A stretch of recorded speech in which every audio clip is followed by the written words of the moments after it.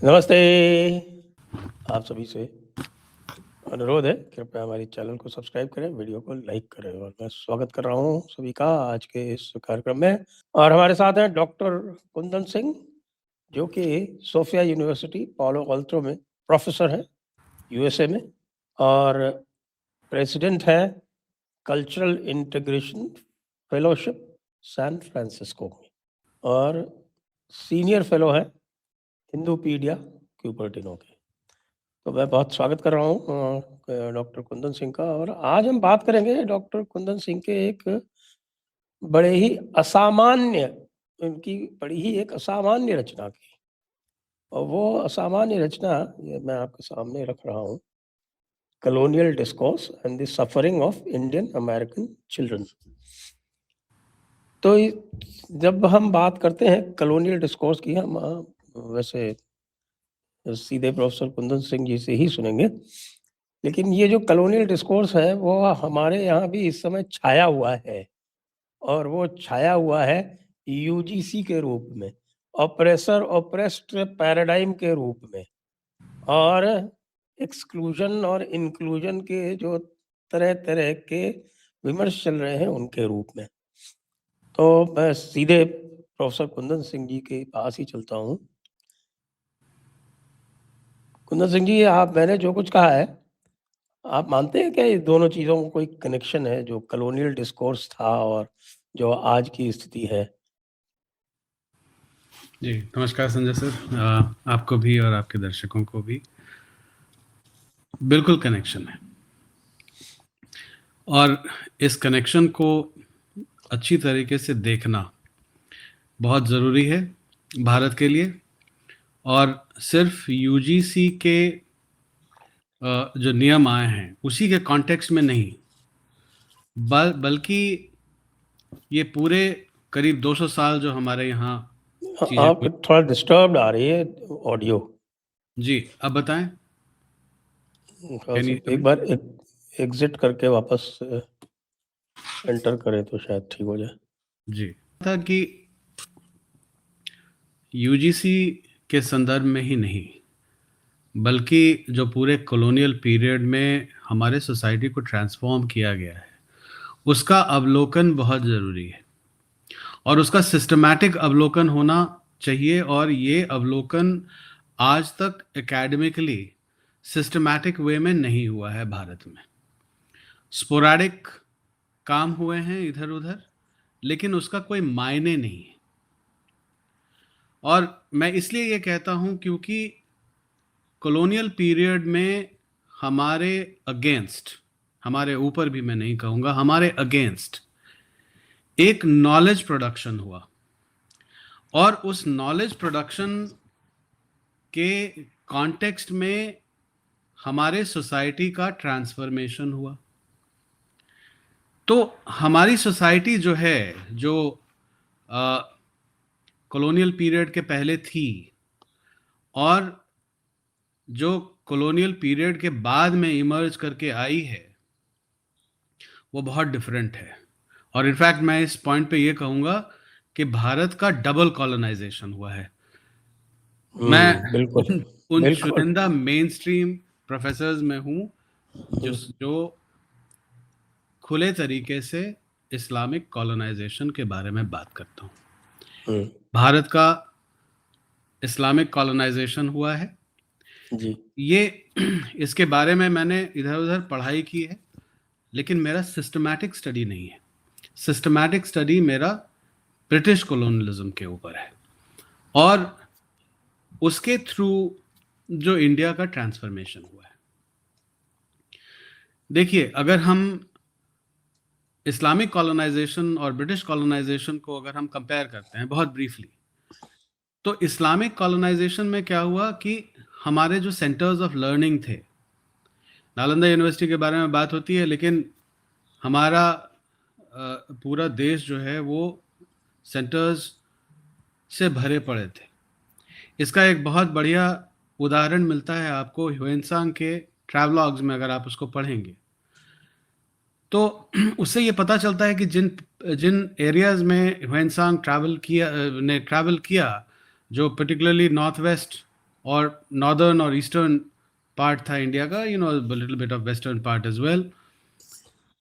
Centres of learning तो तमाम भरे पड़े थे, क्योंकि वो जाकर के रुकते ही उन्हीं जगहों पे थे और उनके बारे में उन्होंने बातें की है।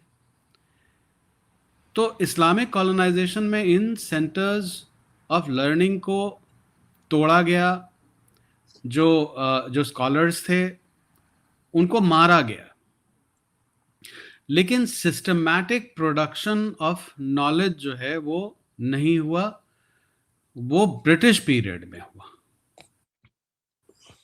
और उसके बाद जो है इन्होंने हमारे सोसाइटी की टिंकरिंग करनी शुरू की, उसको ऑल्टरेशन करना शुरू किया। आज मैकॉले के बारे में बहुत बातें होती हैं, मैकॉले के 1835 इंटरवेंशन के बारे में बात होती है, लेकिन उसके पहले क्या हुआ, उसकी कहानी क्या थी? क्या मैकॉले वो कर पाते जो मैकॉले ने किया अगर उसके पहले एक हमारे अगेंस्ट नॉलेज का प्रोडक्शन नहीं हुआ होता? तो हम इन सारे चीज़ों के बारे में बात करेंगे, और इसी कॉन्टेक्स्ट में आज आप जिस किताब को डिस्कस करने के लिए आपने मुझे बुलाया है, आज उसी के बारे में बात करेंगे। ये किताब लिखी गई थी एक डिफरेंट कॉन्टेक्स्ट में, लेकिन इसका इम्प्लीकेशंस भारत के ऊपर बहुत डीप है, और इसके बारे में मैं शुरू से बात कर रहा हूं कि कॉलोनियल डिस्कोर्स है, कॉलोनियल डिस्कोर्स का रिफ्लेक्शन, और बहुत ही एक्यूट रिफ्लेक्शन यहाँ यूएस में बच्चों के टेक्स्ट बुक्स में इंडिया और हिंदुइज्म के ऊपर 6th ग्रेड ऑनवर्ड्स हैं।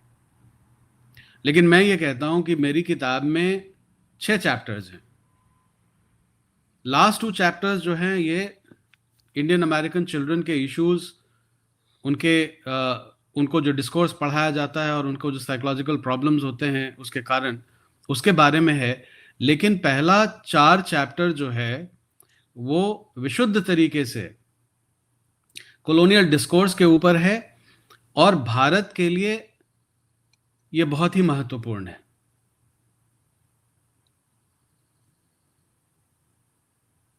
जी। तो इसके बारे में ये है, और अगर आप मुझे इजाज़त दें तो मैं आगे बताऊं उस चैप्टर्स 3 और 4 के बारे में। जी हाँ, जी हाँ, वो विशेषकर से जो आपकी पुस्तक है, और इसमें आपने लिखा है कि suffering of Indian American children. तो मेरे विचार से आपने जब ये आरंभ किया होगा ये कार्य, तब आपने ये देखा होगा कि ये पूरा का पूरा जो अमेरिकन इंडियन जो स्टॉक है हमारा यूएसए में, वो बच्चे जो हैं वो बिल्कुल नहीं जानते हैं, और जो कुछ भी वो पढ़ते हैं वो इसी कॉलोनियल डिस्कोर्स से पढ़ते हैं। तो इसलिए इसका अध्ययन आवश्यक है। जी, और भारत का जो एजुकेटेड वर्ग है, और पर्टिकुलरली जो अंग्रेजी माध्यम का पढ़ा हुआ है, वो भी वही चीज पढ़ रहे हैं जो यहाँ यूएस में बच्चे पढ़ रहे हैं। आज अगर आप एनसीईआरटी की किताबों को देखेंगे 6th grade onwards, particularly history की जो किताबें हैं, तो हिस्ट्री की किताबें जो हैं उनको हटा लिया गया है। जो अभी सोशल साइंस का सीरीज आ रहा है, तो वो सोशल साइंस का सीरीज है, वो हिस्ट्री पढ़ाई नहीं जा रही है, ठीक है, लेकिन हमारा करेक्ट हिस्ट्री क्या था इसका ज्ञान भी नहीं दिया जा रहा है। जी हाँ। तो इसी डिस्कोर्स का रिफ्लेक्शन जो है वो एनसीईआरटी बुक्स में भी था। जिन एनसीईआरटी बुक्स को रमीला थापर ने 6th ग्रेड के लिए और आर एस शर्मा ने 11th के लिए जो लिखा था, इसका बहुत ही जबरदस्त तरीके से रिफ्लेक्शन है। उसके ऊपर मैंने काम किया है, उसके बारे में लिखा नहीं है, लेकिन मेरा वक्तव्य इस इशू के ऊपर है। और मेरे ख्याल से यही कारण था कि जो ये चेंजेस आए हैं, क्योंकि कुछ लोग जो इन्वॉल्व थे हिस्ट्री बुक्स के रिवीजन में इंडिया में, मेरी उनसे वार्ता हो रही थी, और उन लोगों ने रिकॉग्नाइज किया कि जो ट्रोप्स को मैंने यहाँ यूएस के कॉन्टेक्स्ट में आइडेंटिफाई किया है, वही ट्रोप्स जो हैं वो रन कर रहे थे आपके 6th ग्रेड की किताब में भी, और इसीलिए उसको हटा लिया गया है। 11th की जो किताब है एनसीईआरटी की, उसमें अभी चेंजेस नहीं आए हैं, अभी मेरे ख्याल से वो अभी चल ही रहा है। तो ये मामला जो है, ये जो इशू है, ये व्यापक है और इसको सिस्टमैटिक तरीके से देखना बहुत जरूरी है। ये जहां भी आज हिस्ट्री की पढ़ाई हो रही है, वो स्कूल लेवल पे हो, वो हाई स्कूल लेवल पे हो, वो कॉलेज लेवल पे हो, उस पे जिस डिस्कोर्स के बारे में मैंने बात की है उसका रिफ्लेक्शन दिखेगा। और डिस्कोर्स क्या है? ये जेम्स मिल की 1817 में 3 वॉल्यूम में आई हुई किताब the history of British India है। और मैंने अपनी किताब में फर्स्ट जेम्स मिल का जो फर्स्ट वॉल्यूम था, उस पे जो उनके 7 चैप्टर्स हैं हिंदूज के ऊपर, उसका जी क्रिटिकल एनालिसिस किया है। और मेरी विवेचना, मेरा एनालिसिस जो है वो चल रहा है, वो अभी तो डिस्कोर्स के लेवल पे हुआ है, लेकिन उसका पॉलिसी के लेवल पे कैसे इन्फ्लुएंस चल रहा है वो बहुत इंपॉर्टेंट है। और आज आप यूजीसी में या फिर आप रिजर्वेशन में जो कास्ट इशू की बातें देख रहे हैं, उसका एक बहुत ही सिस्टमैटिक तरीके से जेम्स मिल ने जनन किया है उसका। वो पितामह हैं इस चीज के। बहुत ब्रीफली आपके दर्शकों को मैं ये बताना चाहूंगा कि वो जो 7 चैप्टर्स थे हिंदूज के ऊपर हिस्ट्री ऑफ ब्रिटिश इंडिया में, उसका एक सिंगल पॉइंट एजेंडा था जेम्स मिल का। वो था कि हिंदुओं को और एंशियंट भारतीय संस्कृति को, जिसको कि वो हिंदुओं की संस्कृति मानते थे, उसको प्रिमिटिव, अनसिविलाइज्ड, बारबैरिक दिखाना। सैवेज। जी बिल्कुल, the savageization or the primitivization of the Hindu people or the ancient Indian society, ये इनका चीफ ऑब्जेक्टिव था। और उनमें उन पूरे चैप्टर्स में उन्होंने इन सब शब्दों का बहुत ही लिबरली डिस्कशन किया है। एक और इसमें जो पूछूंगा आपको, जी इसका जो ईस्ट इंडिया कंपनी का जो चार्टर आया था 1814 में, जी जिसमें मिशनरीज को अलाउ किया गया था पहली बार। उसके पहले ईस्ट इंडिया कंपनी उनको अलाउ नहीं करने देती थी और वो लॉबिंग करती थी, क्योंकि उनको लगता था कि वो आके यहाँ पर कुछ मिशनरी काम वाम करेंगे तो लोकल पॉपुलेशन उनके अगेंस्ट जा सकती है। तो उन्होंने 1814 तक ये नहीं होने दिया, लेकिन 1814 में पब्लिक प्रेशर में, मिशनरीज के प्रेशर में इनका चार्टर अमेंड हुआ और मिशनरीज को अलाउ किया गया। जी तो ये जो जेम्स मिल का काम है, ये इससे भी संबंध रखता है क्या? ये देखिए, ये बहुत इंटरेस्टिंग कहानी है। और इसमें एक मिशनरी और चीज ऐड करूंगा मैं कि जी 1814 से पहले जो लोग यहाँ आते थे, जी वो उनको रोमांटिक्स कहा जाता है कि वो जी भारतीय सभ्यता से बहुत ही प्रभावित होते थे जी और प्रभावित होकर भारतीय सभ्यता की बड़ी तारीफें किया करते थे। जी लेकिन उसके तुरंत बाद 1814 का चार्टर आता है, फिर जेम्स मिल आते हैं और फिर स्थिति बिल्कुल पलट जाती है। जी। तो देखिए, इसमें ये वही जो बता रहा था, इस पूरी कहानी के इतने नुआंसेस हैं और उन नुआंसेस को समझना बहुत जरूरी है। भारतीय सभ्यता को अंडरमाइन करने में क्रिश्चियन राइट और पॉलिटिकल लेफ्ट, इन दोनों का बहुत बड़ा हाथ रहा है। पॉलिटिकली ये अपने डोमेस्टिक कॉन्टेक्स्ट में आपस में बुरे तरीके से लड़ते रहते थे, लेकिन जहां तक भारत को अंडरमाइन करने का कॉन्टेक्स्ट आया है उसमें ये बिल्कुल सम्मिलित थे। तो जेम्स मिल की एक बड़ी इंटरेस्टिंग कहानी है। जेम्स मिल, इनका जन्म जो है वो 1773 में स्कॉटलैंड में हुआ था, और इनके पेरेंट्स का जो है शू मेकिंग और शू सेलिंग का बिजनेस था। इनकी माँ जो इंटरेस्टिंगली वो क्या कहते हैं, वो उनका एरिस्टोक्रेटिक बैकग्राउंड था, लेकिन कुछ दशक पहले स्टुअर्ट अपराइजिंग हुई थी और उसमें इनके नाना का, जेम्स मिल के नाना का, उनकी एरिस्टोक्रेसी चली गई थी। तो जेम्स मिल के जो माँ थी वो एरिस्टोक्रेसी रिगेन करना चाहती थी जेम्स मिल के थ्रू। तो उन्होंने ये सोचा कि मैं इसको शू मेकिंग शू सेलिंग बिजनेस में लगाऊंगी नहीं, इसको पढ़ाऊंगी और तरीके से पढ़ाऊंगी।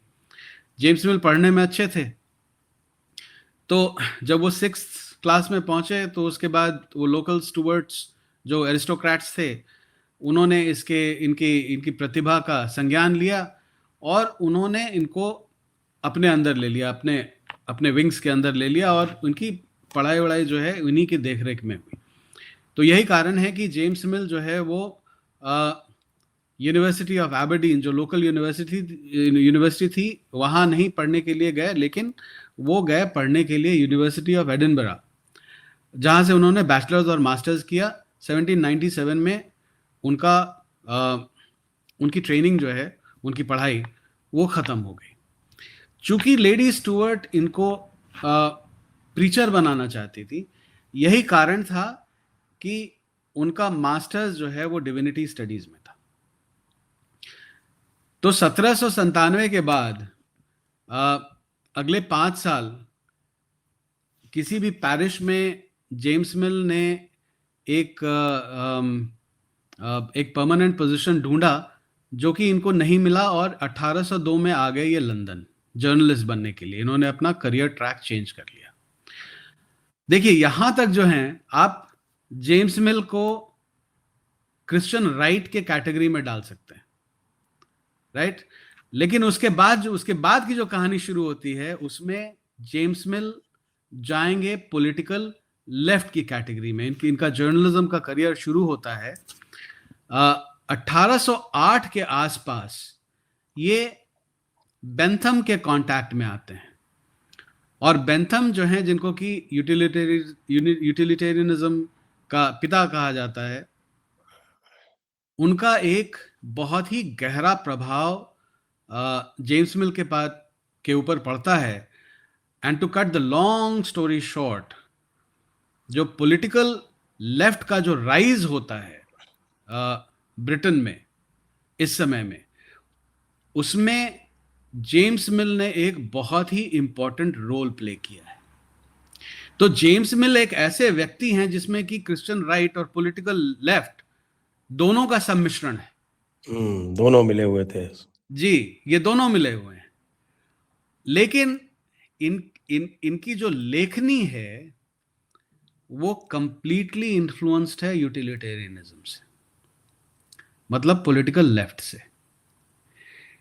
तो हम ये कहेंगे कि जो आप 1813 जो चार्टर की बात कर रहे थे, जब से मिशनरीज को एक्टिव होने के लिए ईस्ट इंडिया कंपनी ने अलाउ किया,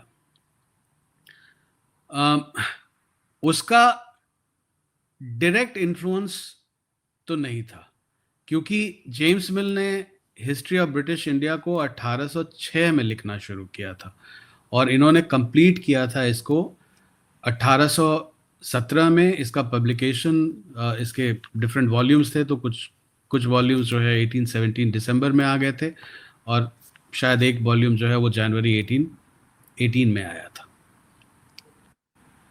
तो यहाँ कहानी जो है वो थोड़ी सी पेचीदा है, और आपने बिल्कुल सही बताया कि इन दोनों फैक्शंस के पहले अगर हम ये कह सकते हैं कि एक यूटिलिटेरियनिज्म का फैक्शन था या क्रिश्चियन राइट का जो फैक्शन था, उसके पहले की जो लेखनी आपको मिलती है वो विलियम जोन्स से इन्फ्लुएंस थी। और विलियम जोन्स ने उन्होंने 1784 में एशियाटिक सोसाइटी की संस्थापना की थी और उनका एजेंडा बहुत क्लियर था। वो भारत को समझना चाहते थे, भारत के ज्योग्राफी को समझना चाहते थे, भारत के पॉलिटिकल साइंस को समझना चाहते थे, मेटलर्जी को समझना चाहते थे, केमिस्ट्री को समझना चाहते थे, मैथमेटिक्स को समझना चाहते थे, साइंसेस के वेरियस एस्पेक्ट्स को समझना चाहते थे। और भारत उस समय तक उतना गरीब नहीं हुआ था जितना कि बाद में हुआ। तो वेस्टर्न वर्ल्ड में भी एक भारत के प्रति एक रिस्पेक्ट था, और उस रिस्पेक्ट को जो एशियाटिक सोसाइटी के और रादर एशियाटिक सोसाइटी में जो विलियम जोन्स के अनुयायी थे, जिनको कि ओरिएंटलिस्ट कहा जाता था, उन्होंने काफी हद तक इसको निभाया। अब जेम्स मिल का एक और एजेंडा था जिसको वो जो हिस्ट्री ऑफ ब्रिटिश इंडिया में बहुत एक्सप्लिसिटली वो बताते हैं कि जो ओरिएंटलिस्ट का डिस्कोर्स था, जो विलियम जोन्स का डिस्कोर्स था, उसको वो कंप्लीटली ओवरटर्न करना चाहते थे, एंड ही डिड। मैं बहुत संक्षेप में बताऊंगा कि विलियम जोन्स ने जब अपनी राइटिंग शुरू की थी भारत के ऊपर में, तो भारत को क्या कहते थे? भारत को वो क्रेडल ऑफ सिविलाइजेशन कहते थे। और जेम्स मिल ने उसको क्या बनाया? You know, the epitome of barbarism, uncivilisation, savagery. तो ये ट्रांसफॉर्मेशन हुआ था, और ये इसका पीरियड देख लीजिए। 1784 में विलियम जोन्स की कहानी शुरू होती है एक बहुत ही सिस्टमैटिक वे में। 1806 में जो है वो जेम्स मिल की कहानी शुरू होती है। 1818 में इस काम का कंप्लीशन होता है। 1819 में जेम्स मिल को ईस्ट इंडिया कंपनी हायर कर लेती है, और एज एन ऑफिशियल।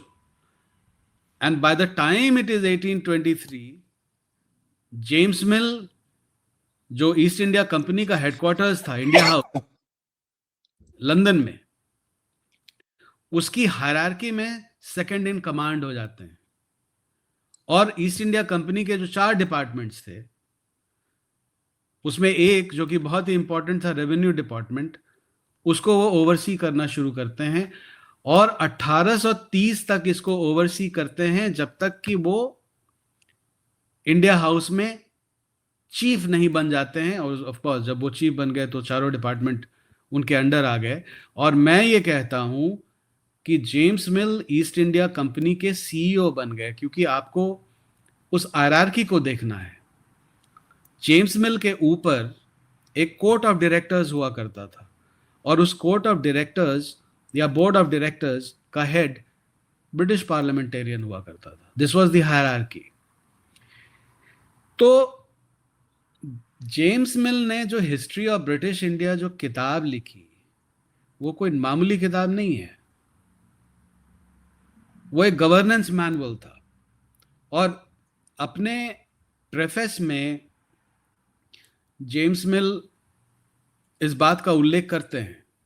वो कहते हैं कि इंडिया के ऊपर जो इंफॉर्मेशन है, जो इंफॉर्मेशन वहां से आ रहा है, ट्रांसलेशन से, ट्रैवलॉग से, and so on and so fourth से, वो सारा इंफॉर्मेशन बहुत ही डिस्पैरेट है।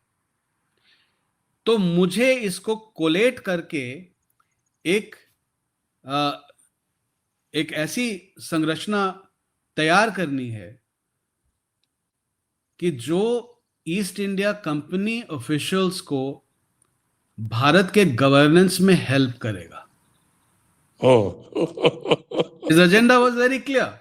2 ऑब्जेक्टिव्स के बारे में बात करते हैं। एक जो है कि विलियम जोन्स के अनुयायी का जो डिस्कोर्स था उसको ओवरटर्न करना, उसको अपसाइड डाउन करना, और दूसरा ईस्ट इंडिया कंपनी ऑफिशियल्स को एक मैनुअल देना जिसके थ्रू वो भारत को गवर्न कर सके।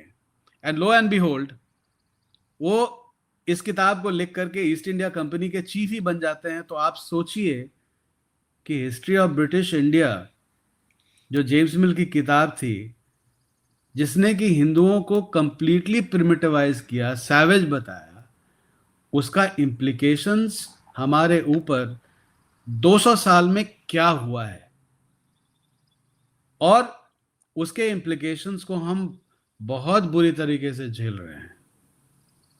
इन लोगों ने हमारे सोसाइटी को टिंकर किया, हमारे जो जो हमारा सिविलाइजेशनल बेसिस था उसको बर्बाद किया। देखिए, मेरी इंक्वायरी इस पूरे इशू पे ये कैसे शुरू हुई। ऑफ कोर्स आप पीछे देख ही रहे होंगे, मेरे स्टडी में श्री अरविंद और मदर के पिक्चर्स हैं, तो मैं उनका अनुयायी हूँ और भगवान की कृपा हुई कि मैं अपने लेट 20s में ही उनके कांटेक्ट में आ गया था और एक पावरफुल कांटेक्ट में आया था। तो श्री अरविंद ने मुझे ये अपनी लेखनी के द्वारा बहुत अच्छी तरह से बताया कि भारत क्या है, भारत क्या रहा है। The foundations of Indian culture में को उन्होंने बहुत ही सिस्टमैटिकली इस चीज को एक्सप्लेन किया है। और साथ में एक क्वेश्चन मेरे लिए ये भी इमर्ज किया कि जिस सोसाइटी का दर्शन, जिस सिविलाइजेशन का दर्शन, जिसका फिलॉसफी इतना इमेंसिपेटरी और इतना लिबरेटरी हो, वो एक हायरार्किकल और ऑप्रेसिव सोसाइटी क्रिएट कैसे कर सकता है। You know, these two things they don't mix and match. ये दोनों बिल्कुल बिल्कुल अलग अलग चीजें हैं। तो कुछ तो हुआ है। अब इस पीरियड का जो है, इसका सिस्टमैटिक अनफोल्डमेंट, उसका अनपैकिंग, ये बहुत जरूरी है, क्योंकि इसी सिस्टमैटिक अनफोल्डमेंट और अनपैकिंग से अल्टीमेटली हमारे भारत का जो है उसका ट्रांसफॉर्मेशन होगा और उसको वापस से उसके यौगिक दृष्टिकोण से कनेक्ट किया जाएगा। और श्री अरविंद उन्होंने 4 चैप्टर्स रेनेसांस इन इंडिया के ऊपर लिखा है और वो कहते हैं कि recovery of the old knowledge is extremely important. और उसका जब रिकवरी है तो उसको हम प्रेजेंट कॉन्टेक्स्ट में उसको हम अप्लाई कैसे करें, हम उसको चेंज कैसे करें, हम उसको ट्रांसफॉर्म कैसे करें। तो मेरा ये अंडरस्टैंडिंग है कि हम ट्रांसफॉर्म तो तभी कर पाएंगे ना जब हम उन डिस्टॉर्शंस को हम हटा पाएं। हम तो उस डिस्टॉर्शंस को हटा ही नहीं पाए हैं, क्योंकि वो डिस्टॉर्शंस जो हैं वो इतने खराब हैं कि हम आपस में ही उलझ जाते हैं। आज अगर आप देखिए, और मैं आपके प्रोग्राम्स को देख रहा हूं, मैं भगवान की कृपा से यहाँ बैठ करके भी भारत के पॉलिटिक्स को, उसके सोसाइटल चेंजेस को बहुत तरीके से उसको फॉलो करता हूं। आज हिंदू यूनिटी जो है, जिसका एक ये चला था, एक अभियान चला था, वो खतरे में है। वो खतरे में है क्योंकि एक डिस्कोर्स जो है वो वापस से आ गया है और वापस से सोसाइटी को डिवाइड कर रहा है। और इस डिवीजन का जो मूल व्यक्ति है, जिसने एक डिस्कोर्स क्रिएट किया है, वो जेम्स मिल है और उसको हमको समझना बहुत जरूरी है। तो उसके जो मुख्य जो है चैप्टर 3 और 4 आपकी जो पुस्तक है इसमें दिया हुआ है, उसका काफी विश्लेषण किया हुआ है। जी, मेरे विचार से वो चैप्टर 3 और 4 हम इसमें डिस्कस करें। जी बिल्कुल। तो आपका चैप्टर 3 है प्रिमिटिवाइजिंग द हिंदूज, जी, Hindus as oppressive and hierarchical. जी। जी, तो उनका कहानी वही था कि हिंदूज को जो है उनको प्रिमिटिव और सैवेज बताना है, और बताएंगे कैसे? कि हिंदूज जो हैं वो आदि काल से, आदि अनंत काल से वो हायरार्किकल और ऑप्रेसिव रहे हैं। अच्छा, इसके रेफरेंसेस कहाँ से लिए इसमें? जी, कोई रेफरेंस है कि ये सब कुछ मनगढ़ंत है? इनके ये बड़ी इंटरव्यू, यही तो कहानी है। और जो इस कहानी को मैं चैप्टर 4 में खोलता हूं, तो मैं आपको ये बताता हूँ। इस पहले ये मैं बताता हूँ कि इन्होंने रिप्रेजेंटेशन क्या किया बहुत संक्षेप में, उसके बाद फिर इसके पीछे जो है इन्होंने बनाया इस कहानी को कैसे, उसमें हम जाएंगे। तो ये कहते हैं कि हम जो है हम हायरार्किकल और ऑप्रेसिव रहे हैं। तो पहला चैप्टर जो है वो हिंदूज के ऊपर, वो इस संदर्भ से रिलेटेड नहीं है। वो कहते हैं कि हमारे पास we have no sense of history. तो आप कभी भी अगर आप सुनते हैं या फिर इतने समय तक पिछले हमारे भारतीय आर्कियोलॉजिस्ट लोग, बीबी लाल इंक्लूडेड, ये लोग पिछले 50 साल से ये बता रहे हैं कि आर्यन इन्वेजन नहीं हुआ है, लेकिन फिर भी मेन स्ट्रीम डिस्कोर्स में ये कहानी बदली नहीं है। क्योंकि आज भी दुनिया यही मानती है कि भारतीयों के पास जो है नो सेंस ऑफ हिस्ट्री है। तो इंडियन हिस्टोरियंस कुछ भी लिखते रहे, इनको कोई फर्क नहीं पड़ने वाला है। एनीवेज, ये तो दूसरी कहानी है। दूसरे उसके बाद का जो चैप्टर है उसमें ये आते हैं जहां इन्होंने इस डिस्कोर्स को उद्धत किया कि भारतीय समाज जो है वो हायरार्किकल है, अप्रेसिव है। ब्राह्मण जो हैं वो बिल्कुल टॉप पे हैं, उसके बाद क्षत्रिय हैं, फिर वैश्य हैं, फिर शूद्र हैं और फिर चांडाल हैं। और भारतीय समाज को जो है ये ब्राह्मण और क्षत्रिय जो हैं ये रूल करते हैं, और बाकियों को इन्होंने आदिकाल से ऑप्रेस किया है। ये कहानी बताते हैं। और इसमें कॉन्ट्रडिक्शंस हैं। इनको ये समझ में नहीं कभी कभी आता है कि ये ब्राह्मणों को ऊपर रखें या क्षत्रियों को ऊपर रखें, लेकिन ये थोड़ा बैलेंसिंग एक्ट करते हैं। लेकिन फाइनली जो है वो जो ऑप्रेसिव न्यूमरो का जो कैटेगरी है, जो वो ब्राह्मण्स के ऊपर ही जो है, वो ब्राह्मणों के ऊपर ही जो उसको स्लैप करते हैं। तो ये हो गया इनका हिंदू के ऊपर दूसरे चैप्टर का विश्लेषण। तीसरे चैप्टर में ही आता है ऑप्रेसिव एंड हायरार्किकल। ये इनका ऑप्रेसिव एंड हायरार्किकल। यस, ये क्या कहते हैं, ये जो है ये हिंदूज के डीएनए में है। ये एकदम मतलब ये स्थापित है, ये बिल्कुल। उसके बाद के चैप्टर में मेरे ख्याल से जेम्स मिल के टाइम तक तो स्लेव ट्रेड जारी थी ब्रिटिश एम्पायर में। हाँ, मतलब slave trade 1800, if my memory is correct, 1808 में खत्म हुआ था। लेकिन उसके बाद में भी हाँ, तो मतलब जेम्स मिल तो 1773 में आप बता रहे हैं ना पैदा हुए, तो उनके जीवन काल में स्लेव ट्रेड विद्यमान थी। स्लेव ट्रेड जी बिल्कुल बिल्कुल उनके जीवन काल में जो है वो बिल्कुल विद्यमान था। तो यहीं पर तो वो कहानी जो है वो बहुत इंटरेस्टिंग हो जाती है। उसके बाद फिर उसके नेक्स्ट चैप्टर 3 में जो है वो बताते हैं कि हमारा जो गवर्नेंस सिस्टम है, वो गवर्नेंस सिस्टम जो है वो हमेशा से हायरार्किकल एंड ऑप्रेसिव रहा है, जिसमें कि जुडिशरी, एग्जीक्यूटिव और लेजिस्लेटिव, इन तीनों का डिवीजन कभी नहीं रहा है। ये तीनों कोलैप्स्ड रहे हैं। जो हेड है किसी भी ज्योग्राफिकल एंटिटी का, जो हेड है उसी में वो कोलैप्स्ड रहा है। तो किंगडम का राजा है, राजा में ये तीनों कोलैप्स्ड है। उसके बाद में जितने अगर वैसल्स अगर आते हैं तो उनमें ये तीनों फंक्शंस जो हैं वो कोलैप्स्ड हैं। वो इस तरह से ये बताते हैं। उसके बाद ये चले आते हैं। और ब्रिटेन में क्या था? जी, वही तो कहानी है।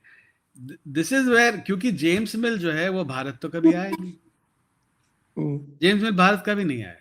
जेम्स मिल ने ये पूरी संरचना जो है वो बैठ करके लंदन में कर डाली, और उसको क्या कहते हैं, अपने प्रेफेस में जस्टिफाई भी करते हैं। वो कहते हैं कि उनको भारत का इतिहास लिखने के लिए उनको भारत में आने की आवश्यकता बिल्कुल नहीं है। वो उसको इस अपने पोजीशन को जो है वो पूरी तरह से वो डिफेंड भी करते हैं।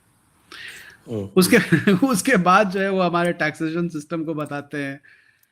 उसके बाद वो हमारे धर्मशास्त्र को वही हायरार्किकल एंड ऑप्रेसिव उसी इसमें देखते हैं, और उसके बाद फाइनल चैप्टर आते हैं जहां वो हमारे मतलब उन्होंने अपने कंक्लूजन्स पहले ड्रॉ कर लिए और बिल्कुल बाकी सारा फिटमेंट है वो बाद में किया।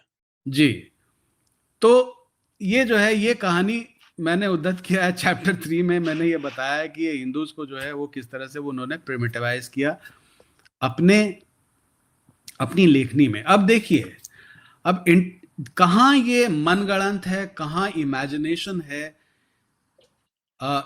ये इस कहानी को जानना, इसके पीछे की कहानी को जानना बहुत जरूरी है, क्योंकि यहीं से हमारा डीकॉलोनाइजेशन शुरू होगा।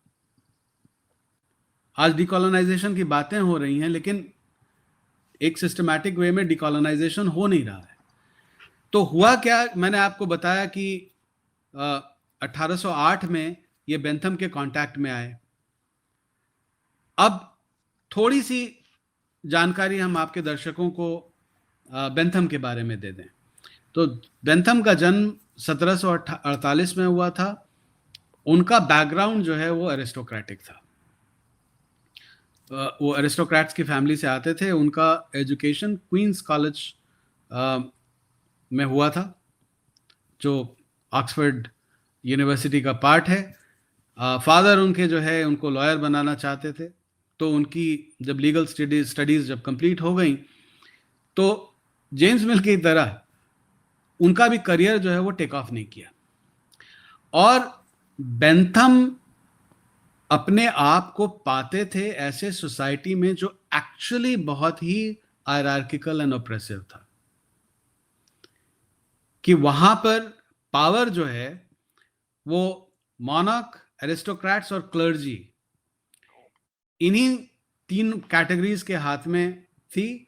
और बाकी लोग जो है, बाकी जनता बहुत ही बुरे तरीके से ऑप्रेस थी। 18th सेंचुरी का लिटरेचर इंग्लैंड के ऊपर निकाल करके इस बात को देखा जा सकता है कि वहां की कहानी कितनी खराब थी। जनता जो है वो ऑप्रेस थी और बहुत ही गंदे हाल में थी। बेंथम का टेंडेंसीज, उनके प्रोक्लाइविटीज, उनका कैरेक्टरिस्टिक्स, उनका नेचर, वो लोग भी कहते हैं कि उनके डिट्रैक्टर्स भी कहते हैं कि बहुत सेज लाइक था। तो बेंथम जो है इन सारे सिचुएशन को बदलना चाहते थे। तो किंवदंती ये है कि क्वींस कॉलेज में ही उनको एक पैम्फलेट हाथ लग गया, और उसमें जो कुछ वर्णित था वो उनका ब्रिटेन के ट्रांसफॉर्मेशन का वॉर क्राई बना। The greatest good for the greatest number. ये यूटिलिटेरियनिज्म का एक्सियोम है, आप कह सकते हैं कि ये मूल धारणा है। और सबसे इंटरेस्टिंग बात तो ये है कि ये बहुजन हिताय बहुजन सुखाय का डायरेक्ट ट्रांसलेशन है। तो बेंथम को जो है वो एक स्लोगन मिल गया, और बेंथम पढ़ने लिखने में अच्छे थे, तो उन्होंने लिखना शुरू किया। तो बेंथम, जो एक यूथ की नाइविटी होती है कि हम लिखेंगे और चीजें बदल जाएंगी, तो उन्होंने काफी लिटरेचर प्रोड्यूस कर दिया, लेकिन उसका इन्फ्लुएंस कुछ हुआ नहीं। और उनकी राइटिंग जो है, उनकी राइटिंग थी भी बड़ी डेंस। तो ये बैकग्राउंड है कि यूटिलिटेरियनिज्म जो है, जो एक्चुअली जो हायरार्की और ऑप्रेशन जो था ब्रिटेन में, ब्रिटेन ही क्या पूरे यूरोप में, उसको वो ट्रांसफॉर्म करना चाहते थे। अब आगे चल करके 1808 में इनकी मुलाकात होती है जेम्स मिल से। जेम्स मिल तब तक वो जर्नलिस्ट बन चुके थे, बड़े ही एम्बिशियस थे, और जेम्स मिल के पास ये प्रतिभा थी कि जो बहुत ही डिफिकल्ट सब्जेक्ट्स हों, टफ सब्जेक्ट्स हों, उसको वो सिंप्लीफाई करके वो मासेस तक ले जा सकते थे। तो उन्होंने क्या किया कि उन्होंने बेंथम के जो डिफिकल्ट आइडियाज थे उसके बारे में इस तरह से लिखना शुरू किया कि मासेस जो है उसको समझ पाए। और 1814 में क्या होता है कि एनसाइक्लोपीडिया ब्रिटानिका का एडिटर मैकवे, उसका का नाम पूरी तरह से मुझे याद नहीं आ रहा है अभी, I am just missing on the name. तो वो जेम्स मिल के कांटेक्ट में आए और जेम्स मिल को इनवाइट किया सप्लीमेंट टू एनसाइक्लोपीडिया ब्रिटानिका में कुछ आर्टिकल्स कंट्रीब्यूट करने के लिए, जो 1815 से लेकर के 1824 तक पब्लिश हुए थे। ये जेम्स मिल के राइटिंग्स हैं प्योरली ब्रिटिश कॉन्टेक्स्ट में और ब्रिटिश सोसाइटी को ट्रांसफॉर्म करने के लिए। जेम्स मिल और बेंथम का जो ये मुहिम था अलॉन्ग विद फेलो यूटिलिटेरियंस, इसका ब्रिटेन के ऊपर इम्पैक्ट हुआ, क्योंकि 1832 में पहली बार ब्रिटेन में रिप्रेजेंटेशनल डेमोक्रेसी या रिप्रेजेंटेशनल गवर्नेंस का इंट्रोडक्शन हुआ। तो जो हायरार्की एंड ऑप्रेशन का जो सिस्टम था, जिसको ये ट्रांसफॉर्म करना चाहते थे, one can say that they ended up reforming. लेकिन कहानी क्या होती है, और ये कहानी खुल करके बाहर तब आती है जब आप जेम्स मिल के वो एनसाइक्लोपीडिया ब्रिटानिका के राइटिंग्स को देखना शुरू करें। और उसको ये मैं बात बहुत धीरे धीरे से कह रहा हूं ताकि आपके दर्शक जो हैं इसके ऊपर ध्यान दे सकें। और मैं आपको ये भी कहूँगा कि इस किताब को हम लोगों ने हिंदूपीडिया के जिसका कि एक्सपेंशन हो गया है, उसको इंस्टीट्यूट फॉर सिविलाइजेशनल स्टडीज़ बुलाते हैं हम, उसके सौजन्य से $17,000 स्पेंड करके और अपने रॉयल्टीज सरेंडर करके इसको ओपन एक्सेस बनाया है। पॉलग्रेव मैकमिलन जो स्प्रिंगर का पार्ट है, वो उसका पब्लिशर है, एकेडमिक किताब है। तो लोग जो है वो springer.com पे जा सकते हैं, colonial discourse and the suffering of Indian American children type करें, उनको पीडीएफ और किंडल वर्जन दोनों मिल जाएंगे और लोग इसको पढ़ सकते हैं, क्योंकि ये एक्सपोजे है और ये हमारी संस्कृति और हमारे सभ्यता को ट्रांसफॉर्म करने का ये हमारा प्रयास है। तो इसमें जब जेम्स मिल की ब्रिटेन की राइटिंग्स और हिंदूज की जो राइटिंग्स है उसको जब हम साइड बाय साइड रखते हैं, तब जेम्स मिल की बदमाशी जो है वो सामने आती है, वो डिस्कोर्स सामने आता है। और डिस्कोर्स, संजय सर, ये है इतना फैसिनेटिंग है कि ये व्यक्ति जो भारतीय ब्राह्मणों के बारे में लिख रहा है, वही चीजें इसने एग्जैक्टली हूबहू इंग्लिश क्लर्जी के ऊपर लिखा है। तो इंग्लिश क्लर्जी जी, जो इंग्लिश क्लर्जी का जो पाप था, इसने भारतीय के ऊपर, भारतीय ब्राह्मणों के ऊपर जो है वो चिपका दिया, एज इट इज ट्रांसपोज कर दिया, क्योंकि ये एज इट इज भारत गया ही नहीं। जी जी। और मैंने इस किताब के ऊपर 3.5 साल काम किए हैं, ऑलमोस्ट एक तरह से मैंने अपने आप को बंद करके जो है इसके ऊपर काम किया है। तो इसका जो एविडेंस है, उसको लोगों को वो एविडेंस को देखना बहुत जरूरी है, कि लोग जो हैं वो चैप्टर्स 3 और 4 को जाकर के उसको पढ़ें, उसको देखें, क्योंकि ये बिल्कुल खुला हुआ है, ये मेरा इमेजिनेशन नहीं है, मैं बिल्कुल क्या कहते हैं, बिल्कुल एविडेंस के बेसिस पे बात कर रहा हूं। फर्दर, जो एरिस्टोक्रेट्स का जो प्रॉब्लम था, जो जिस तरह से वो बिहेव करते थे, जो उनके कैरेक्टरिस्टिक्स थे, जो उनके दुर्गुण थे, उसको इसने क्षत्रियों के ऊपर चिपका दिया, उसको ट्रांसपोज कर दिया। उसको प्रोजेक्ट कर दिया। भारतीय राजाओं का, रानियों के बारे में तो ये बात ही नहीं करता है, कर भी नहीं सकता है, क्योंकि वहां का सिचुएशन डिफरेंट था और वो बोलना भी नहीं चाहता था कि हिंदूज जो हैं वो हिंदूज में रानियां हो सकती हैं जो कि रूल कर सकती हैं, क्योंकि लास्ट चैप्टर में इसने हिंदूज को वेमेन अब्यूजर्स बहुत जबरदस्त तरीके से उसको रिप्रेजेंट किया है। तो जो भारतीय राजाओं की जो कहानी थी, उस कहानी के पीछे मॉनार्क्स थे। तो ये पूरा जो है इसने एक कहानी रच डाली वहां बैठ करके। और चूंकि जेम्स मिल एक बहुत ही प्रोमिनेंट इंडिविजुअल बन गया ईस्ट इंडिया कंपनी में, ये कहानी रोल कर गई और ये इसका रोलिंग जो है वो बहुत जबरदस्त तरीके से हुआ है और इसको हम लोगों ने सिस्टमैटिकली आइडेंटिफाई नहीं किया है। इसमें इसके कुछ पहलू हैं जिसके बारे में मैं बात करना चाहूंगा। जी।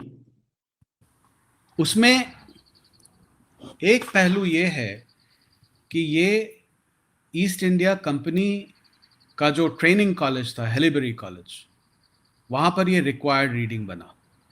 तो इस किताब के प्रोडक्शन के बारे में, हिस्ट्री ऑफ ब्रिटिश इंडिया के प्रोडक्शन के बारे में, जितने भी ईस्ट इंडिया कंपनी के सिविल सर्वेंट्स इंडिया आ रहे थे वो मैंडेटोरिली इस किताब को पढ़ करके आते थे और वो उससे इन्फ्लुएंस थे।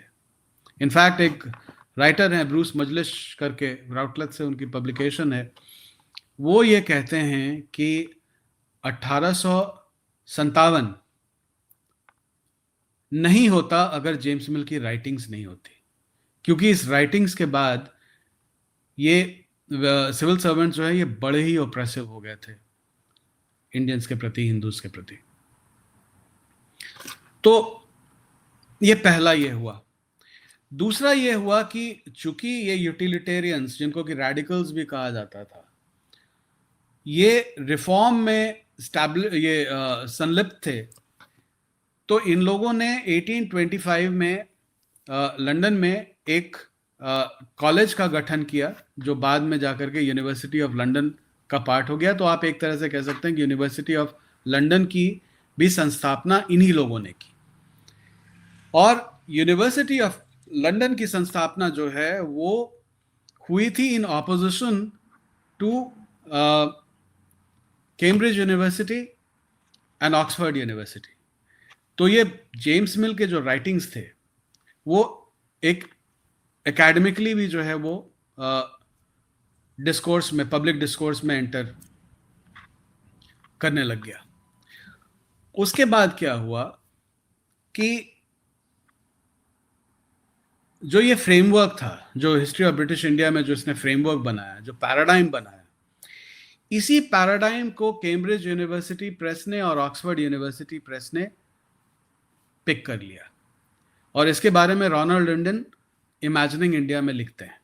ये सारी किताबें जो हैं ये प्रॉपरली एकेडमिकली रिसर्च किताबें हैं जिसका कि मैं रेफरेंस दे रहा हूँ और मैंने वेरीफाई भी किया है। तो ये जो कहानी जो जेम्स मिल लिखते हैं वो पिक हो जाती है ऑक्सफोर्ड यूनिवर्सिटी प्रेस से और कैम्ब्रिज यूनिवर्सिटी प्रेस से, और जब वो पिक हो जाती है तो वो प्रॉपर तरीके से एकेडमिक डिस्कोर्स का वो पार्ट हो जाता है। अब देखिए, हम मैकॉले के बारे में जानते हैं, मैं मैकॉले के ऊपर भी आऊंगा क्योंकि मैकॉले और जेम्स मिल का एक बहुत ही इंटीमेट कनेक्शन है, इसके बारे में भी जानना बहुत जरूरी है। मैं ये कहता हूं कि मैकॉले नहीं होते अगर जेम्स मिल नहीं होते, लेकिन उस कहानी के बारे में बाद में मैं आता हूं 1850s में, जब कि वो वुड्स डिस्पैच आता है और भारत में इंस्टीट्यूशंस और एजुकेशनल इंस्टीट्यूशंस और यूनिवर्सिटीज की संस्थापना के बारे में बात की जाती है। तो 1850s ऑनवर्ड्स भारत में जो है वो एजुकेशनल इंस्टीट्यूशंस ग्रेजुअली जो है वो एस्टैब्लिश होने शुरू हो गए। ये डिस्कोर्स जो है उसका एक इंटेग्रल पार्ट बनता चला गया। अब देखिए संजय जी की मैंने इसके बारे में मैंने लिखा नहीं है, मैं लिखूंगा। जिस तरह जी से मैं ये कह रहा हूं कि अगर मिल नहीं होते तो तो मकाले भी नहीं होते, उसी तरह से मैं ये भी कह रहा हूं कि आप कह रहे हैं कि अगर मिल नहीं होते तो 1857 भी नहीं होता। जी जी वो तो है ही है। मैं ये भी कह रहा हूं कि अगर बेंथम और मिल अगर नहीं होते तो मार्क्स भी नहीं होते, क्योंकि ओके। जी हम्म क्योंकि मार्क्सिस्ट फिलॉसफी को जो है यूटिलिटेरियन फिलॉसफी प्रिसीड करती है, और उसका हम्म। पूरा फाउंडेशन जो है वो रखा गया है आपका मार्क्सिस्ट फिलॉसफी का, उसका वो यूटिलिटेरियंस ने ही रखा है। The only difference was that the utilitarians they were not as caustic as Marx was. James मिल के राइटिंग्स में डेफिनेटली एरिस्टोक्रेट्स के अगेंस्ट आपको बहुत ही हेट्रेड मिलेगा, एरिस्टोक्रेट्स और क्लर्जी के अगेंस्ट, लेकिन मोनार्क्स के अगेंस्ट नहीं मिलता है। मे बी जेम्स मिल जो है क्या कहते हैं वो मोनार्क, वो जो ब्रिटिश मोनार्क था उस समय, उसको अपसेट नहीं करना चाहते थे, लेकिन मार्क्स जो है उन वो क्या कहते हैं वो किसी को नहीं छोड़ते। तो मार्क्स और बेंथम और जेम्स मिल में एक बहुत ही इंटीमेट कनेक्शन है, और मार्क्स जो है वो 1840 से लेकर के 1860 तक लंदन में थे। 1836 में जेम्स मिल जो हैं वो गुजर जाते हैं, लेकिन तब तक उन्होंने अपने राइटिंग से और अपने डिस्कोर्स से ब्रिटिश सोसाइटी को सफिशिएंटली इन्फ्लुएंस कर दिया था। ये एक कहानी हुई। दूसरी कहानी ये है कि लिबरलिज्म के जनक कौन है? जॉन स्टुअर्ट मिल। जॉन स्टुअर्ट मिल जो है ये जेम्स मिल के सुपुत्र थे। सुपुत्र तो उनको नहीं कहना चाहिए, उनके पुत्र थे, जिनको की मेंटर दोनों ने किया था, बेंथम ने और जेम्स मिल ने। तो यूटिलिटेरियनिज्म जो है वो मूल है जिससे कि मार्क्सिज्म और लिबरलिज्म दोनों जो है वो निकलता है, और मार्क्सिज्म और लिबरलिज्म के रूट्स में हिंदूफोबिया है, उसके रूट्स में ही है। तो वो सारा कुछ जो है इन लोगों ने अब्जॉर्ब कर लिया। बहुत समय ये हिंदूज कहते हैं कि हम तो इतने लिबरल हैं, हम इतने सहिष्णु हैं, हमारे ऊपर ये क्यों पीछे पड़ जाते हैं? ये इसका जीनियोलॉजिकल रीजन है कि मार्क्सिज्म का हिंदूफोबिया और लिबरलिज्म का हिंदूफोबिया, उसका कारण भी जो है वो जेम्स मिल है। So जी this is where the story हाँ, actually क्यों मार्क्स ने भी उल्टे सुल्टे रिमार्क्स किए हैं बिना कुछ जाने जी हिंदुओं के बारे में, बिना कुछ जाने भारत के बारे में। और उन्होंने तो वकील की भारत के लिए तो ये एक उचित दवाई बताई है कि साहब की वेस्ट उनको रूल करे। जी वो बताते हैं।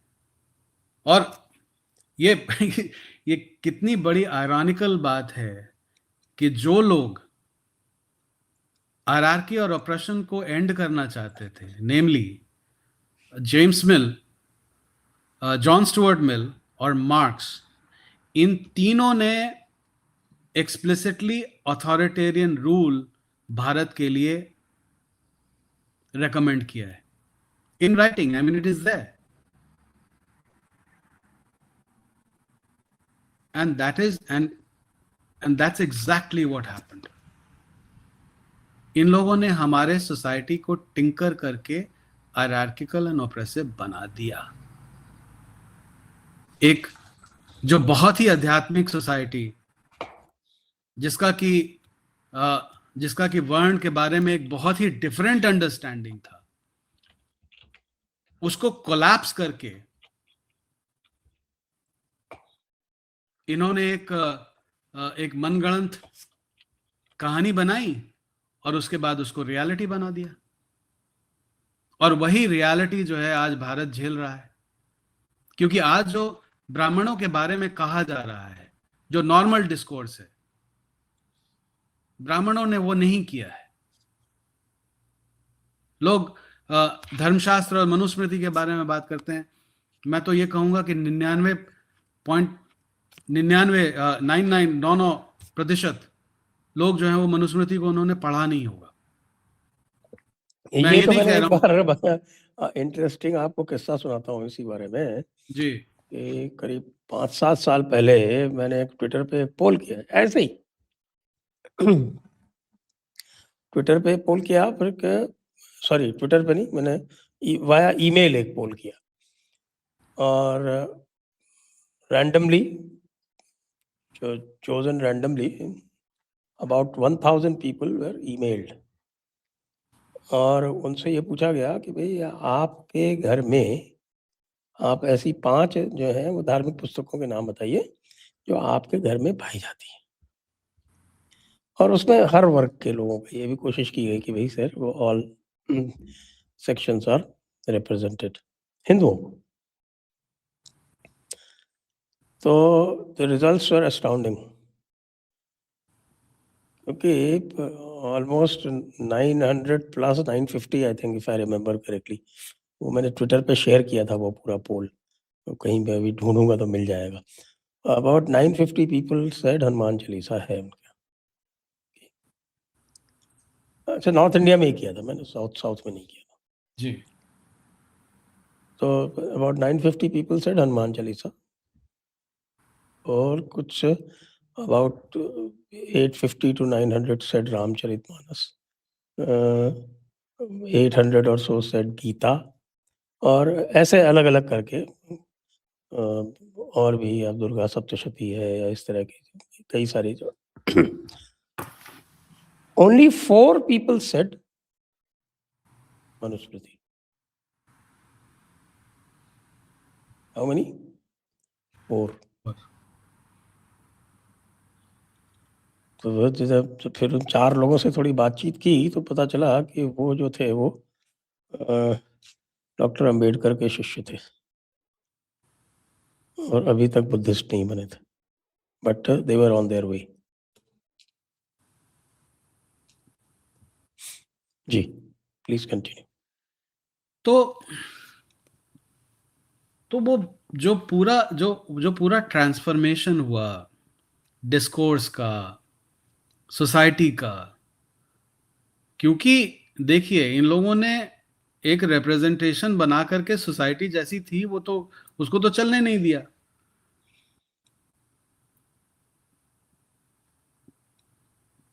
तो ये कहानी जो है, ये इस कहानी का सामने आना बहुत जरूरी है और इसको सिस्टमैटिक तरीके से आना और एकेडमिकली आना है।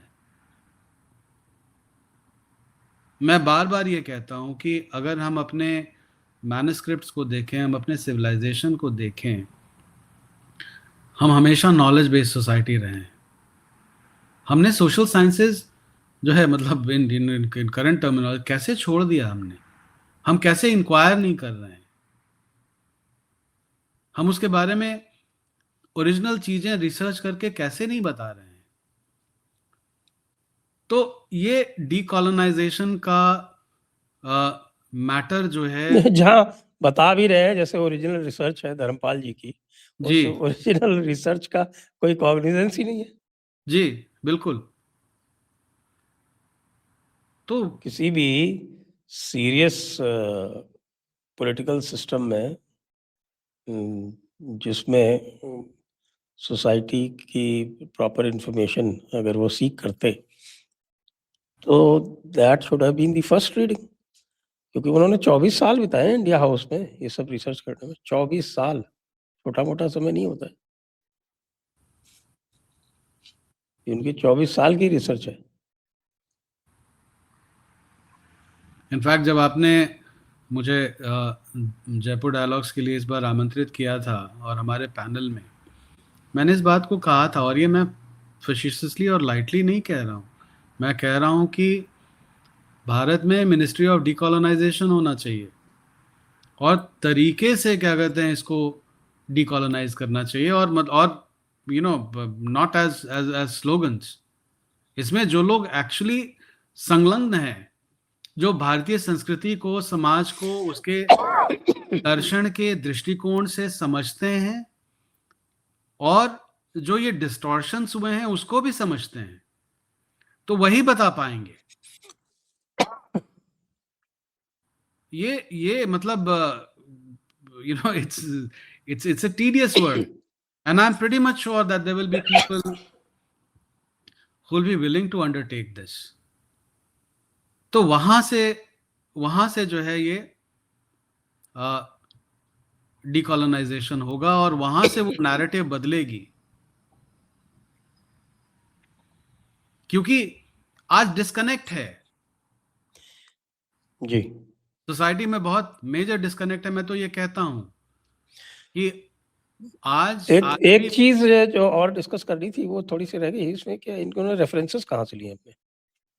ये सारे ओरिजिनल रेफरेंसेस हैं, जेम्स मिल के original writings, all of them. वो इंडिया के वो बेस्ड किसी चीज पे नहीं है? मतलब जेम्स मिल के रेफरेंसेस, आप या मेरे रेफरेंसेस के बारे में बात कर? नहीं, वो जेम्स मिल की जो हिस्ट्री ऑफ ब्रिटिश इंडिया है, उसके सोर्सेस क्या है?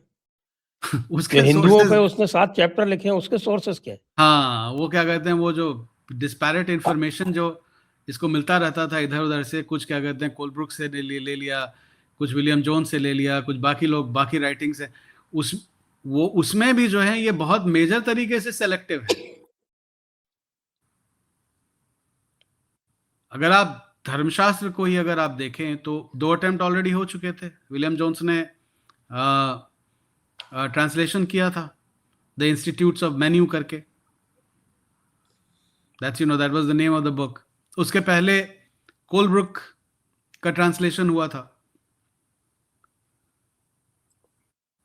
भारतीय स्कॉलर्स का इन लोगों ने हेल्प लिया था, लेकिन लिखा तो इन्होंने था। और मैं ये भी कहता हूं कि रोमांटिक्स जो हैं, ऐसा नहीं है कि रोमांटिक्स भी इंडिया को हमारे प्रिज्म से रिप्रेजेंट कर रहे हैं। उनका भी उनकी अपनी कहानी है।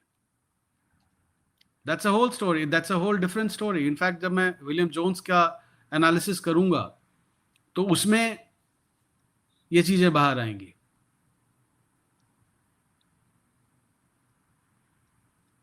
जी। और यही कारण है कि हमको अगर भारतीय संस्कृति को समझना है तो हमको उसको भारतीय दर्शन के थ्रू ही समझना पड़ेगा, क्योंकि किसी भी सोसाइटी के गठन में जो दृष्टिकोण इमर्ज करके आता है, जो फिलॉसफी इमर्ज करके आती है, उसी का एप्लीकेशन होता है। और इसीलिए जब मैं वर्ण के बारे में बात करता हूं तो मैं हमेशा ये कहता हूं कि वर्ण आप तब तक नहीं समझ पाएंगे जब तक आप सांख्य नहीं समझेंगे। सांख्य में वर्ण में गुण जो हैं वो कैसे वर्णित हैं, आप वो जब तक आप उसको नहीं समझेंगे तब तक आप वर्ण नहीं समझ पाएंगे। और वर्ण का अंडरस्टैंडिंग भी जो है वो क्या कहते हैं, वो ओवर सेंचुरीज चेंज किया है। इन सारी चीजों को देखना बहुत जरूरी है। लेकिन फिलहाल मतलब जो हमारा यूजीसी का जो कार्यक्रम चल रहा है, इसके लिए जो हमारी ये किताब है चैप्टर्स 3 और 4, ये इंपॉर्टेंट होगा। और दूसरी किताब जिसके बारे में मैं मेंशन करना चाहता हूँ वो निकोलस डर्क्स की है, कास्ट ऑफ माइंड। जी। निकोलस डर्क्स यहाँ यूनिवर्सिटी ऑफ कैलिफोर्निया बर्कली में यहाँ के चांसलर थे। हिस्ट्री शायद अभी भी पढ़ा रहे हैं, तो उनकी उम्र हो गई है।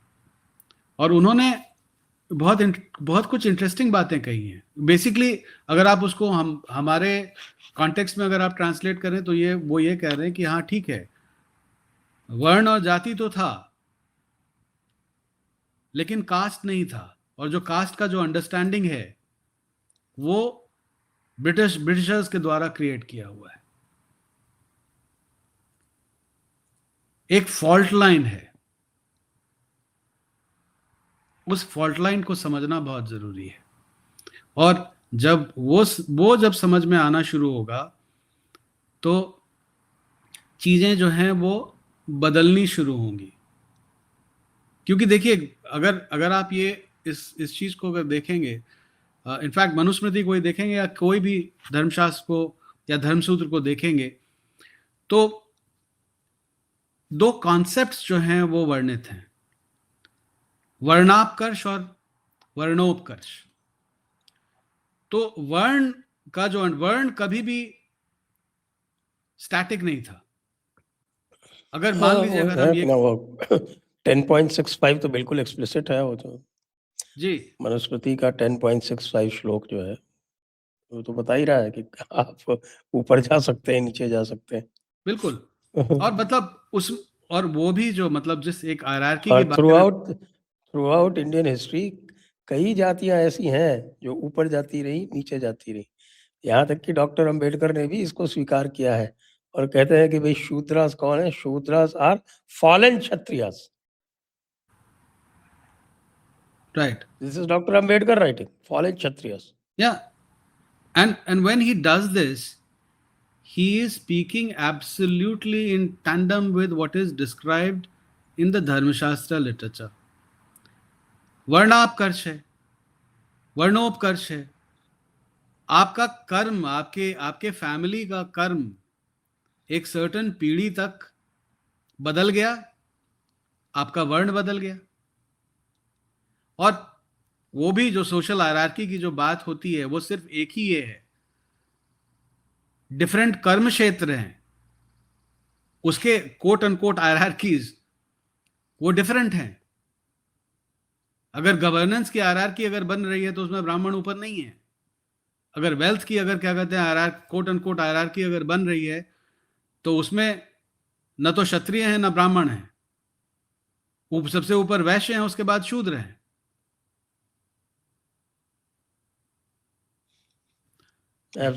शूद्र वो थे जो कि क्या कहते हैं, जो सर्विस ऑफर कर रहे थे सोसाइटी को।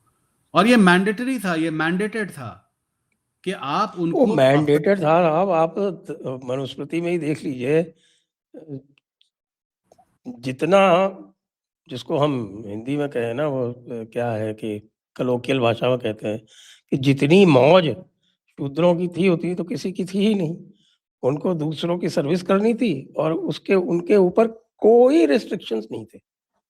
वो मदिरा पान भी कर सकते थे, वो जैसे चाहे वैसे अब वो कोई भी कार्य करके पैसे भी कमा सकते थे, पैसा खर्च भी कर सकते थे। ब्राह्मण को तो पैसा इकट्ठा करने की ही अनुमति नहीं थी। बिल्कुल नहीं, दान पे रहना था, दान पे रहना था। और ब्राह्मणों को जो जितनी वर्जनाएं हैं, कोई करके बता दे आज के ज़माने में, असंभव है, हो ही नहीं सकता। गृहस्थाश्रम में तो असंभव है वो कार्य जो ब्राह्मणों के ऊपर वर्जनाएं की गई हैं। ब्राह्मणों को आदर सत्कार इसलिए दिया जाता था कि उन वर्जनाओं के सहित भी वो पूरे समाज की सेवा करते रहते थे। सर। अगर आज आप ये भी देखिए, और क्षत्रियों को तो साहब एक आला, ये बुंदेलखंड में ये आल्हा गाया जाता है। क्षत्रिय का ये है कि साहब कि 12 वर्ष तो कुकुर जीवे, 14 वर्ष तो जिए सियार। सुनिए जी और 30 वर्ष तो क्षत्रिय जीवे, आगे जीवन को धिक्कार। बताइए बताइए बताइए। ये क्षत्रियों की दायित्व था।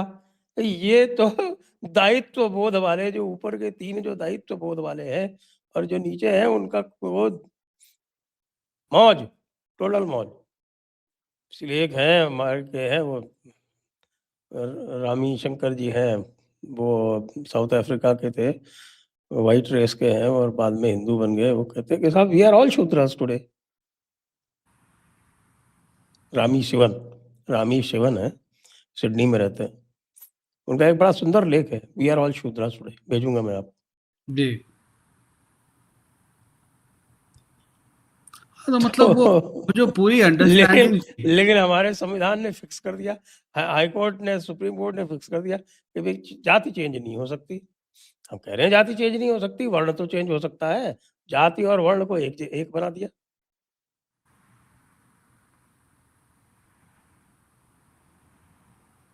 तो ये इसका इसका क्रिटिकल अंडरस्टैंडिंग जो है वो बहुत ही ज़रूरी है। मैं दूसरा एक एग्जांपल ये देता हूँ कि जो लेकिन हमारी पॉलिटिशियंस क्रिटिकल अंडरस्टैंडिंग करना कहाँ चाहते हैं? उनको तो रेडीमेड फॉर्मूले चाहिए। देखिए, इसके लिए क्या कहते हैं, एक इंटेलेक्चुअल रिवॉल्यूशन की ज़रूरत है। और मैं यही कहूँगा कि अगर हम लिखेंगे, अगर इन सब चीज़ों के बारे में अगर हम उसको सामने लाएंगे, मैं तो ये कहता हूँ कि अगर जेम्स मिल 12 साल काम करके अगर उसने हमारे सोसाइटी को इस तरह से बर्बाद कर दिया, तो हम इस सोसाइटी को हम वापस सुधार भी सकते हैं। इसके लिए कुछ लोगों को मिलकर के क्या कहते हैं, वो कर्म करना पड़ेगा, वो सिस्टमैटिक डीकॉलोनाइजेशन का, कि हमारे एक, अब जैसे एक एग्जांपल जो हमारा छूट गया था, जिसके बारे में मैं कहता हूं कि मैकॉले जो है वो एक्चुअली जेम्स मिल की संतान है। अब देखिए, पॉलिटिकली मैकॉले और जेम्स मिल जो हैं, ये पॉलिटिकल स्पेक्ट्रम के दो एंड्स पे थे। मैकॉले जो हैं वो एरिस्टोक्रेटिक बैकग्राउंड से आते थे। इनफैक्ट क्या कहते हैं, उनके उनके एंसेस्टर्स जो है वो मिशनरी एक्टिविटीज में भी इन्वॉल्व थे। जेम्स मिल जो है वो रेडिकल लेफ्ट थे, उन लोगों को रेडिकल्स ही कहा जाता था, यूटिलिटेरियन थे। मैकॉले का राइज इन फेम हुआ अराउंड 1828-1829 के आसपास, जब इन्होंने जेम्स मिल का एक आर्टिकल जो था गवर्नमेंट, उसको सिवियरली क्रिटिसाइज किया था। और इसी से मैकॉले का पॉलिटिकल करियर जो है वो शुरू होता है। अब जो हम ये कह रहे थे कि हमको अंडरमाइन करने में क्रिश्चियन राइट या पॉलिटिकल राइट यूरोप का और पॉलिटिकल लेफ्ट, ये दोनों हमेशा से साथ रहा है, जॉइंट टू द हिप जिसको कह सकते हैं, उसका उदाहरण मैकॉले और मिल भी है। तो मैकॉले जो है, मैकॉले ने एक लेखनी लिखी जो कि मिल का सिवियर क्रिटिसिज्म था ऑन गवर्नमेंट का। लेकिन जब इंडिया बिल के ऊपर जब डिस्कशन हो रहा था और मैकॉले मिनट्स की जब बात होती है, तो मैकॉले भारतीय समाज के ऊपर, भारतीय संस्कृति के ऊपर वो जितनी बातें कह रहे हैं, वो सारा history of British India James मिल का रिफ्लेक्शन है, वर्बेटिम रिफ्लेक्शन है। अब क्या हुआ कि 1832 में इंडिया बिल के बाद सुपीरियर काउंसिल का गठन हुआ। सुपीरियर काउंसिल कलकत्ता में 3 मेंबर होने थे। कंडीशन ये था कि तीनों का ईस्ट इंडिया कंपनी के साथ कोई भी कनेक्शन नहीं हो सकता है। मैकॉले इस पोस्ट में इंटरेस्टेड थे और मैकॉले अपनी सिस्टर को लिखते हैं एक चिट्ठी में कि अगर उनका अपॉइंटमेंट इस काउंसिल में नहीं होता है तो उसके एकमात्र कारण होंगे जेम्स मिल, जो उनका आर्च एनिमी है। सरप्राइजिंग बात यह है कि जेम्स मिल ने ही मैकॉले को रेकमेंड किया। for the position. It was James Mill who recommended Macaulay. Interesting. So look at this. Two arch enemies in the domestic political context came together to undermine India in a big way. और वहीं से जो है ये कहानी जो है वो रोल होना शुरू होती है. But that is just one part of the story. बाकी कहानी तो उसको खोलना बाकी है.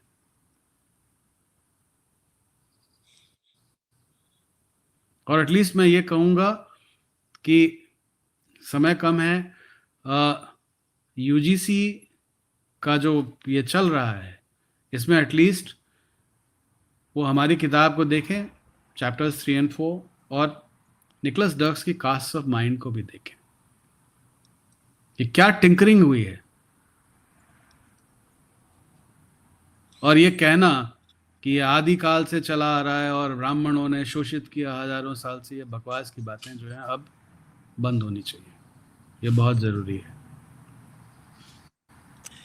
तो आइए आज की चर्चा को इसी नोट पे यहीं पर समाप्त करते हैं और इस विषय को हम समय समय पर लेते रहेंगे क्योंकि आप भी इसमें अभी अध्ययन आपका कंटिन्यू है, निरंतर है. सभी दर्शकों को बहुत बहुत धन्यवाद. डॉक्टर कुंदन सिंह जी को भी बहुत बहुत धन्यवाद. जय हिंद, जय भारत, वंदे मातरम. वंदे मातरम.